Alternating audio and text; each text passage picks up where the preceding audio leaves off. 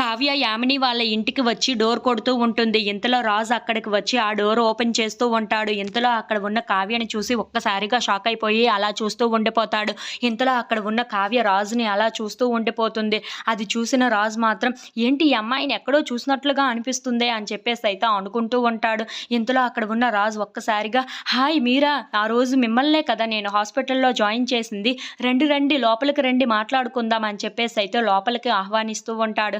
ఇంతలో అక్కడ ఉన్న కావ్య మాత్రం నన్ను అస్సలు గుర్తుపట్టడం లేదే అని చెప్పేసి అయితే చాలా బాధపడుతూ లోపలికి వెళ్తూ ఉంటుంది. ఇంతలో అక్కడ ఉన్న రాజు కావ్యతో అలా చాలా సరదాగా మాట్లాడుతూ ఉంటాడు. ఆ రోజు మీకు ఎందుకు అలా అయ్యింది ఏమో తెలియదు కానీ నాకు ఎందుకో మీరు దగ్గర వాళ్ళలాగా అనిపించి మిమ్మల్ని హాస్పిటల్లో జాయిన్ చేశాను, ఇప్పుడు మీరు బాగానే ఉన్నారు కదా అని చెప్పేసి అయితే వాళ్ళిద్దరూ చాలా సంతోషంగా మాట్లాడుకుంటూ ఉంటారు. ఇంతలో యామిని మేడ మీద నుండి కిందకు దిగుతూ ఉంటుంది.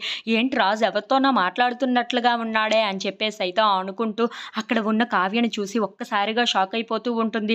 ఏంటి కావ్య ఇప్పుడు ఇక్కడికి వచ్చింది అని చెప్పేసి అయితే అనుకుంటూ అక్కడ ఉన్న కావ్యని అలా చూస్తూ ఉండిపోతుంది. ఇంతలో వాళ్ళిద్దరి దగ్గరికి వెళ్ళి ఏంటి మీరేంటి ఇక్కడికి ఇలా వచ్చారు, మిమ్మల్ని అయినా ఎక్కడో చూసినట్లుగా అనిపిస్తుంది నాకు అని చెప్పేసి అయితే అంటూ ఉంటుంది.